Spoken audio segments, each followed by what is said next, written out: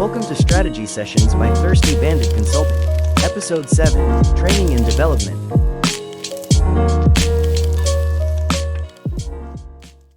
All right, everybody, welcome back to another Thirsty Bandit podcast. We have a very fun topic today. I'm very excited, and I am, of course, joined as always with Mr. Corey Kraychek. So, good morning. Good morning, Rach. Yes, this is a very special edition of strategy sessions for us because we have a few things to announce. First and Mhm. foremost, this is really our first podcast that we are distributing right out of the gate through YouTube. So Mhm. that's kind of cool, right? Yes. Um, it's funny being in a household with teenagers who pretty much live their lives on YouTube, and one of my teenagers actually streams and live streams. So my goal is to beat his subscriptions at some point when we when Love we get that. there. I'm not even going to share his channel because I don't want him to get any love for it. Just Uh, a little friendly competition just a between little, just a father little and his bit. children.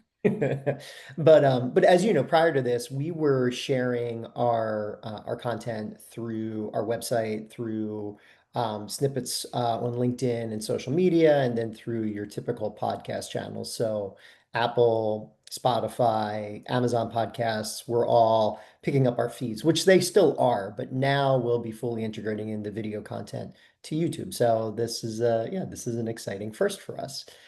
It But is.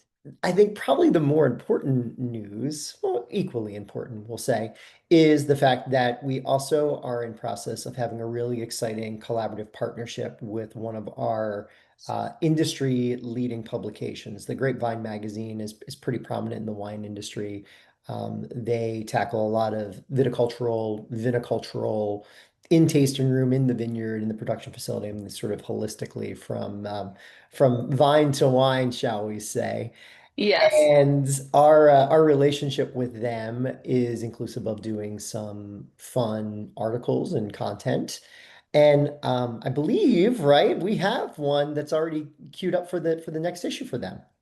We do. We do. I had a lot of fun writing this article and kind of diving into what I one truly love just about wine and the wine industry in general and being able to kind of like create this comment or content. But I think it opens a door for a much larger, more in-depth conversation. Obviously, I probably could have written like a 500 page, like full novel on all these things, but for the sake of the article, we had to keep it a little short. But yeah, it's a very exciting thing to be able to do, to be able to contribute and, get to see it and be a part of it. It's really cool.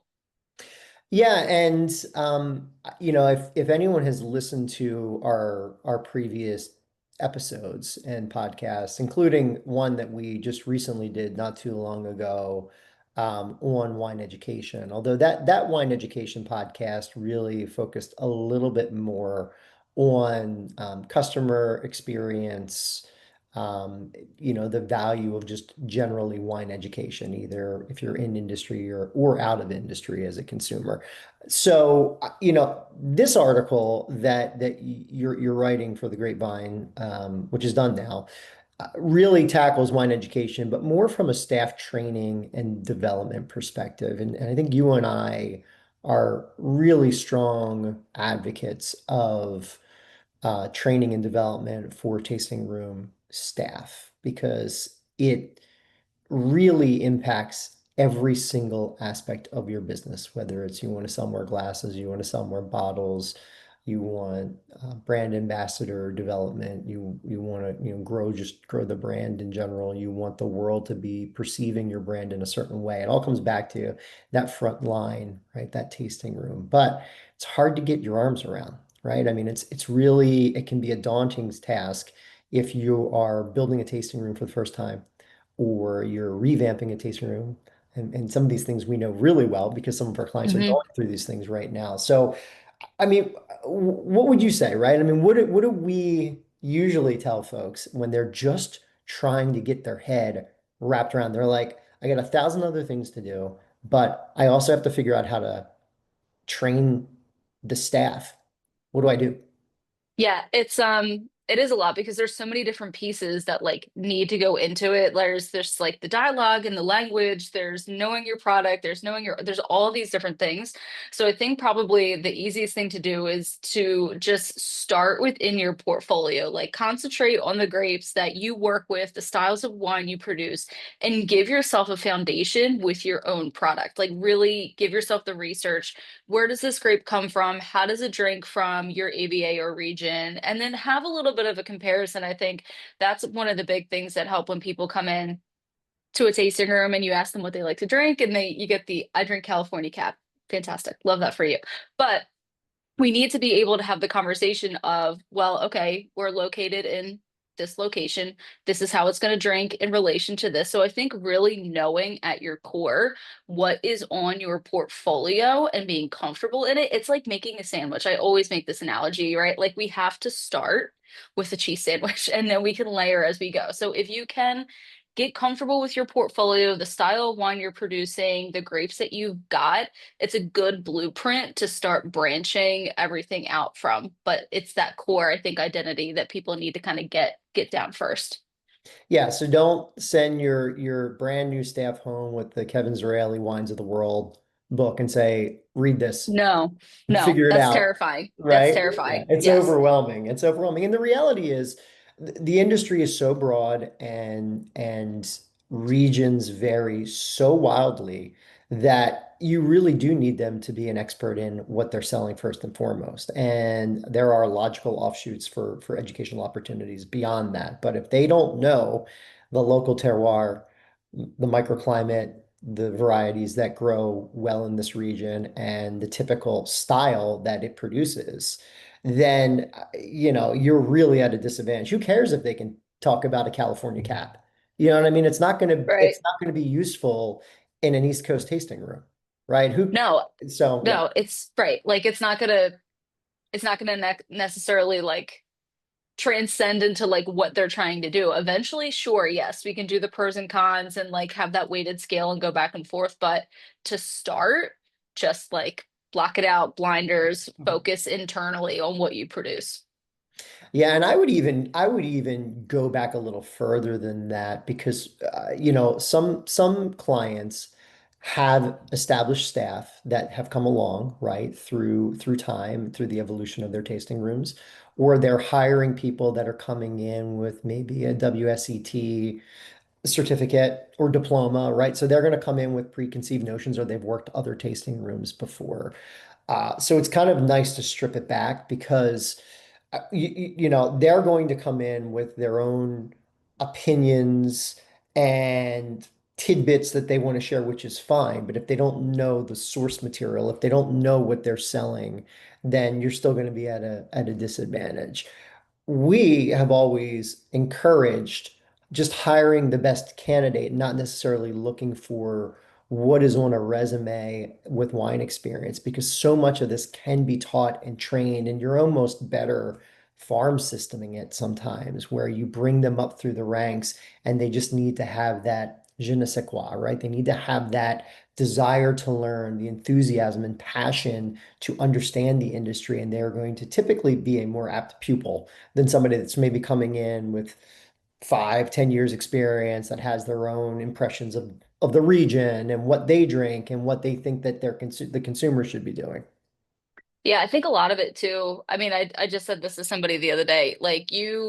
Anybody can serve, but having that hospitality gene Yeah. is its own separate entity. And wine is so much hospitality, right?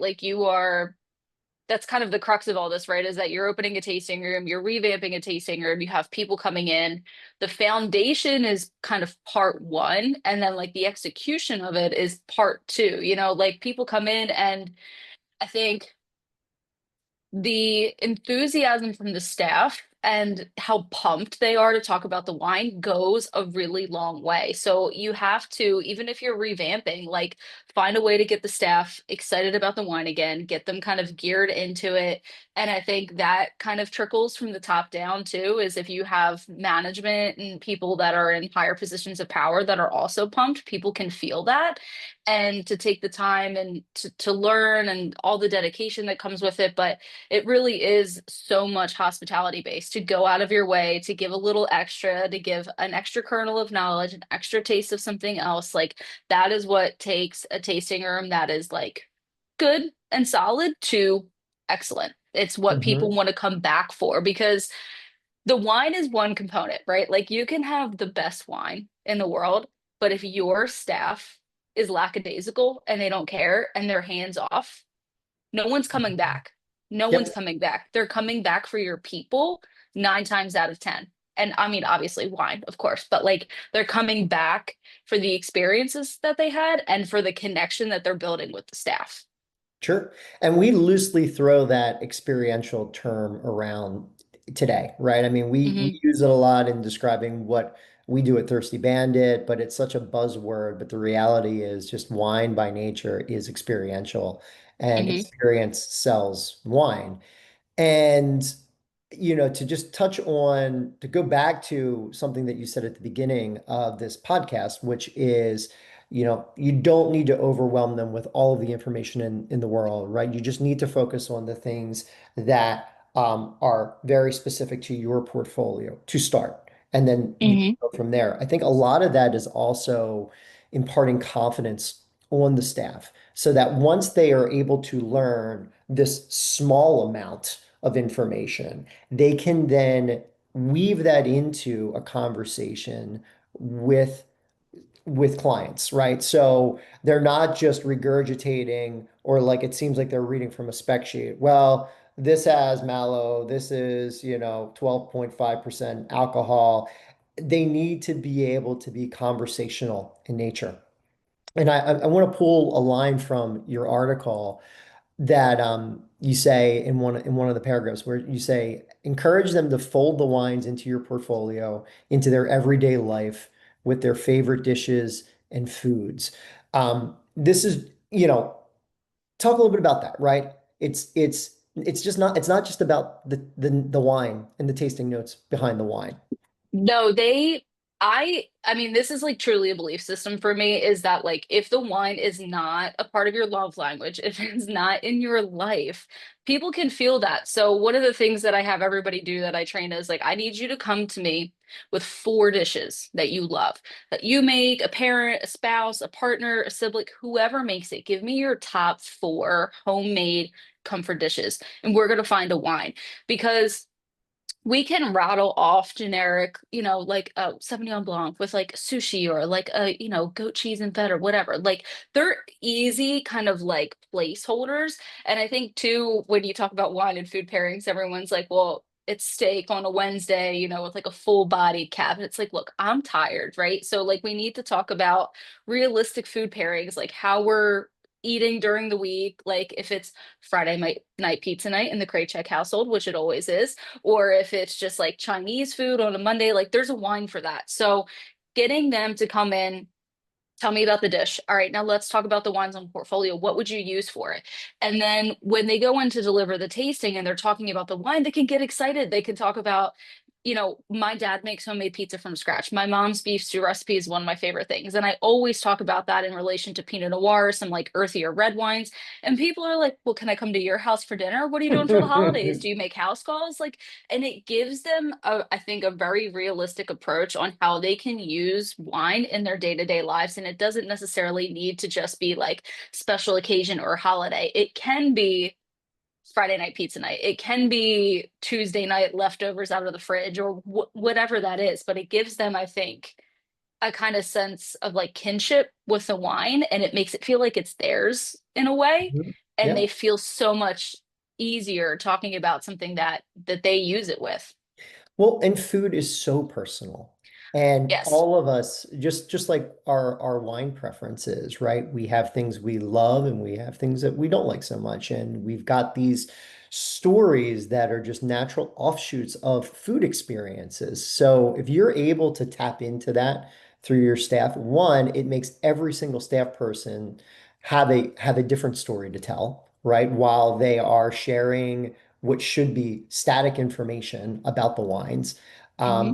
But you're hoping to really tap into that passion and enthusiasm so that they've got the ability. So now they've got the confidence with the wine ed piece of it, or at least the portfolio that's being presented at the time, so that they can kind of speak freely about those wines. But then they've got the energy and enthusiasm behind their own personal moments that they're sharing with the guests. And typically, right, that is sort of this the customer feeds off of the staff person. It's very symbiotic in nature, right? And that's where the real magic happens from the experience side, because not only does the customer leave jazzed and hopefully with several cases of wine and wine club membership, but your staff person feels empowered and excited about the next interaction that's coming down the pike.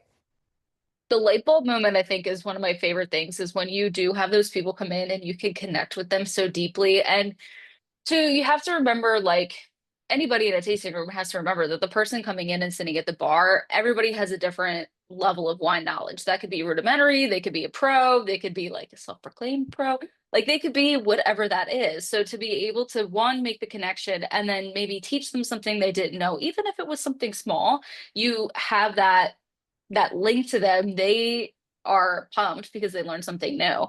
And it feeds into each other. And then when you leave, it's like, cool, like I can do this. Like, what else can I teach? What else can I learn? How else can I create this atmosphere for someone who is curious and wants to know more? Because it is a very terrifying subject to get your arms around coming from the outside. It truly is. Because we're like, again, where do you start? This is like the crux of the question, is where do you start?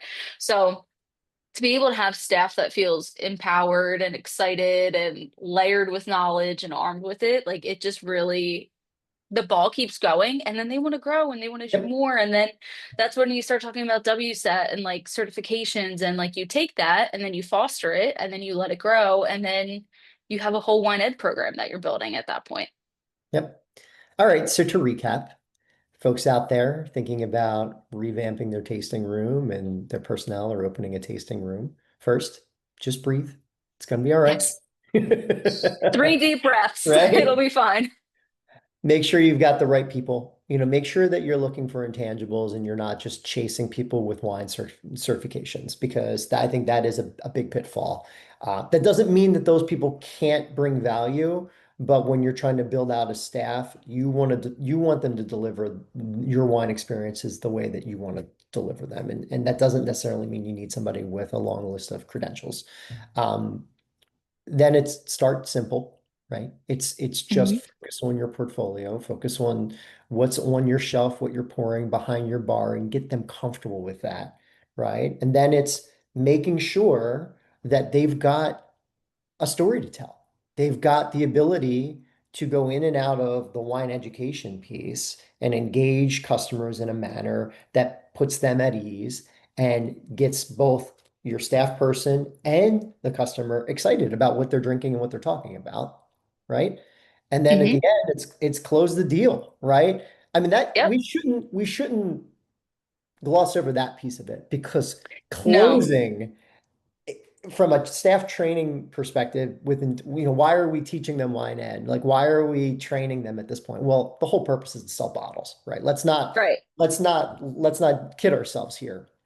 And that is a different skill set altogether, but it's a lot easier when the people like you and they It like is, and it's a what's lot. interesting. It's, yes, a lot easier when you can create the connection. I mean, honestly, like I've found a lot of my success is how to take the wine and show them how to apply it to their lives. Because they're like, well, I'll buy 2 bottles. We're gonna do this Friday night for dinner. Oh my gosh, we're going to so and so's Mhm. house. We're going to the beach this weekend. So like that real life application cannot be looked over, because they can see themselves taking it home. They can see themselves drinking it. And then the verbiage too, when it's time to wrap it up, right? Like we don't want to sound like a used car salesman, but we need to kind of have that dialogue and the correct way to say it without someone feeling pressured into it. We want them, to buy organically, instead of, somebody's got like a case to the back of them, like, here you go.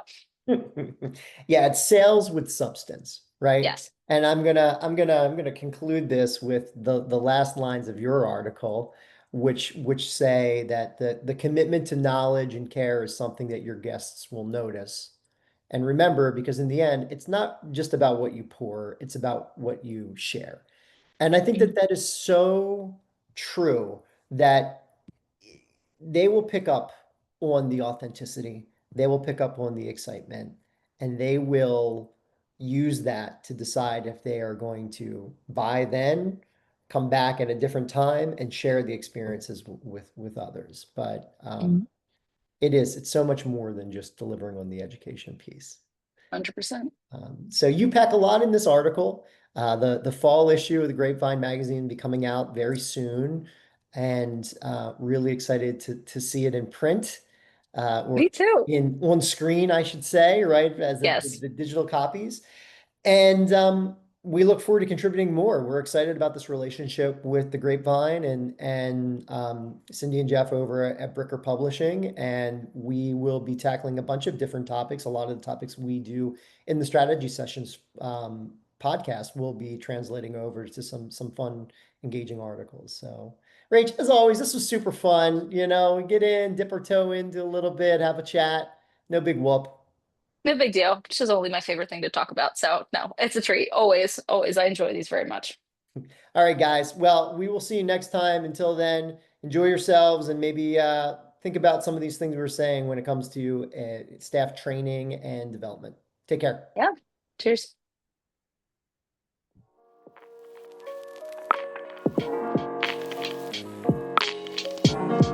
Thanks for joining us for Strategy Sessions by Thirsty Bandit Consulting. Please like, follow, and subscribe at Thirsty Bandit Co.